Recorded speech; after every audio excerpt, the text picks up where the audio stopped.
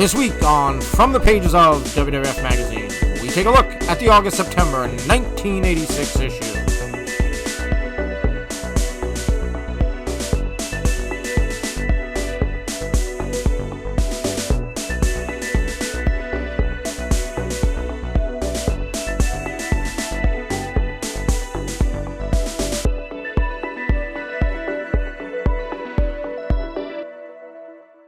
Hey guys, welcome to this week's episode of From the Pages of WWF Magazine. This is Collectors Entertainment Network, and I am Anthony. This week, we're going to take a look at the August-September 1986 issue of WWF Magazine. We got King Kong Bundy on the cover. But first, I would just like to ask you to please subscribe, please like, please comment, and please share. But enough of that, let's get into the pages.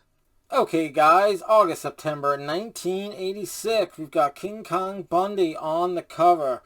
Over in the corner, we've got British Bulldogs, Meltdown Sheik, and Volkov. And of course, along the side, we've got Bundy Interview, King-Size Questions for a Tough Monkey. Adorable Adrian, Getting Cute with Orndorff is Less Than Wonderful. Hulk Hogan, How Long Can He Live the American Dream? Martial Arts Secrets of the Orient Unleashed.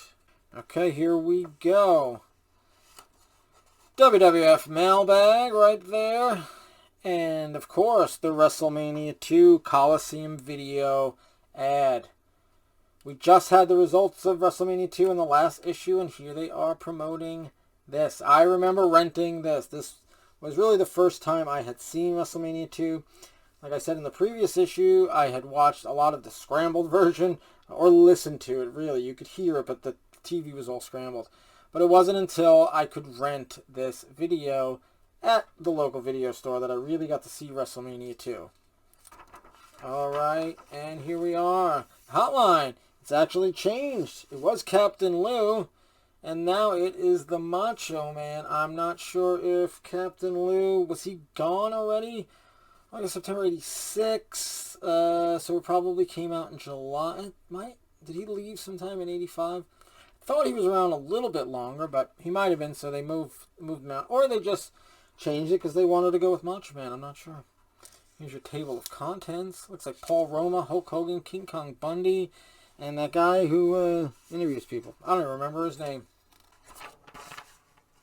Coming up, for a question mark, Rusty Brooks, Steve Lombardi, Paul Roma, and the WWF's other middle guys claim they're coming up, I guess.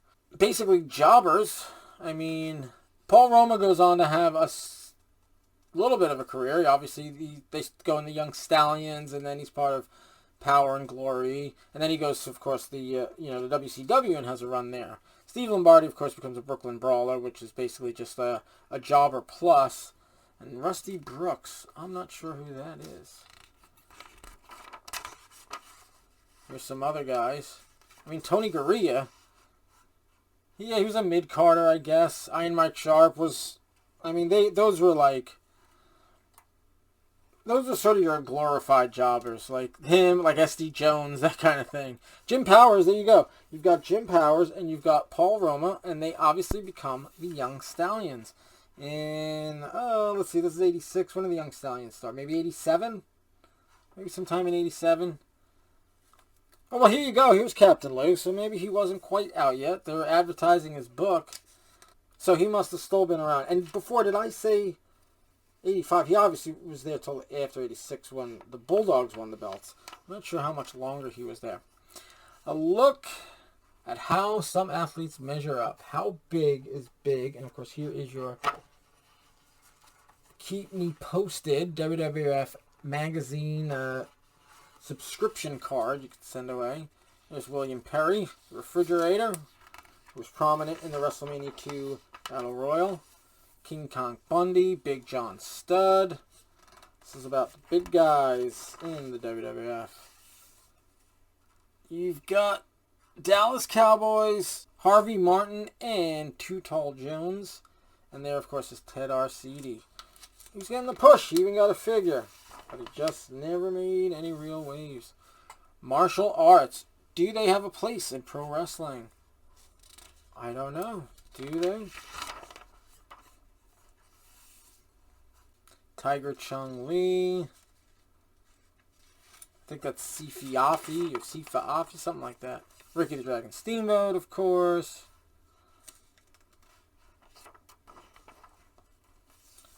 The Magnificent One. Did he use martial arts? Yeah, a little bit. He used some chops, I know that, but that's about it, I think. And of course an ad for telescoping spin rods for only $5. Battle of the Titans. They were spectacular, but the Sheik and Volkov, victims of pride, lose to the Bulldogs in this. Here they are taking on Sheik and Volkov.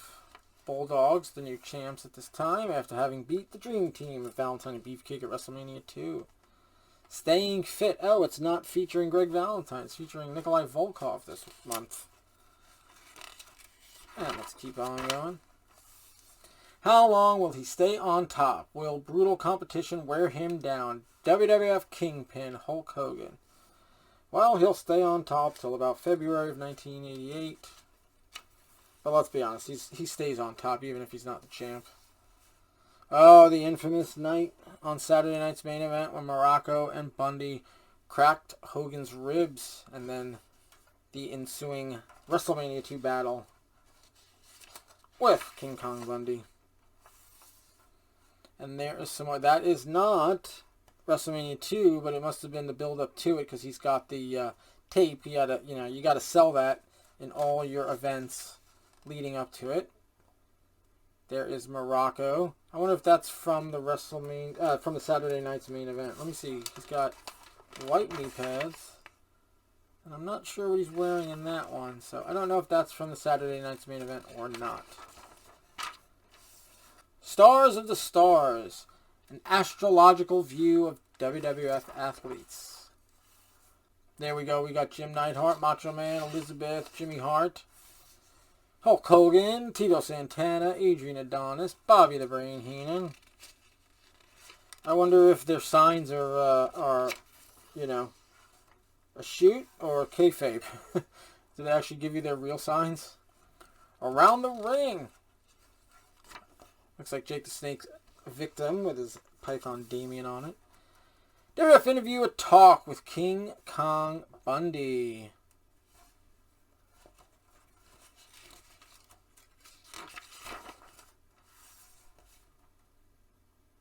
There's more of that. And again, how much of this, if any of it, is actually an interview?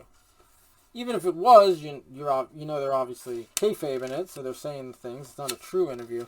But even at that, I don't even think they sat down with anyone. I think the writers put it together. Grappling Glitter, focusing on Arnold Schwarzenegger. The WWF announcers. WWF's international network of announcers keeps the language of wrestling alive around the globe. Turn the page.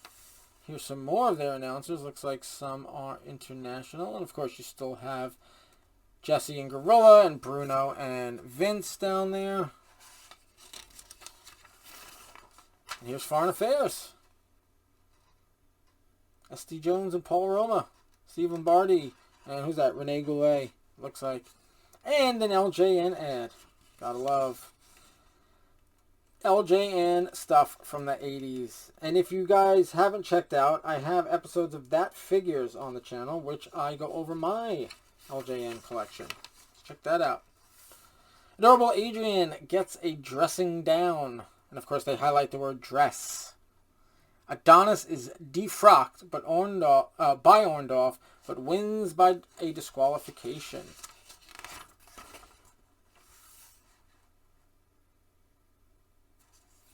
Show you that page. Move it for that page. Orndorff obviously attacking the Mouth of the South, Jimmy Hart. Make me over, says Adrian Adonis. Is this when he became the adorable one? I don't know. Nah, he must, he had been by this point. I don't think they were going back in time. Best and worst of. This month we feature famous last words. And the Mr. Program, Mr. Magazine back issues are now available. I wish I could buy all of those. Mostly the programs, because I have pretty much all the magazines. There may be some that I want to get in better shape, but I have them all. But I'd love to get all those vintage programs. The Best of WWF, subscribe and save. Oh, and Hulk Hogan on The Tonight Show with Johnny Carson, except it's Joan Rivers. And there's the WrestleMania 2 Coliseum video. And the last page is Headlocks, which seems like it's questions, like wrestling trivia, and poetry by Leaping Lanny Poffo. This issue, it's Piper's Pit. And back to all the awesome WWF merch that I would all absolutely love to have. Oh, I do have, I don't think I have one of those. I do have a, maybe I do have that. I have a puzzle. I think I might have two. I think I have like Captain Lou and then the good guy one. Maybe it's the bad guy one. But I gotta find it somewhere. And then, of course, I've got this hat over here, and I've got these books. But other than that, I don't really have much here. I wish I did. I wish I had all of it, honestly. And then the back cover is TNT on Wednesday nights. So TNT started on Tuesday nights as Tuesday Night Titans. Then it went to Friday. In fact, it says, okay, here, this is weird. TNT on Wednesday nights. USA Network, TNT on Fridays, 8 p.m. Eastern. So what is it, Wednesday or Fridays? Did it change to Wednesdays, but they never updated that as part of the advertisement? That's just crazy.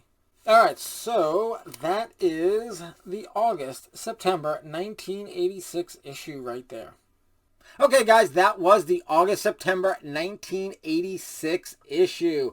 King Kong Bundy on the cover. Next week, we will get into the October-November 1986 issue. And if you enjoyed this video, please like, please comment, please share, and definitely please subscribe. It really helps the channel out. Okay, that's August-September 1986. Next week on From the Pages of WWF Magazine, we're going to take a look at the October-November 1986 issue. Okay, that's it for this week, and until next week, have a good one.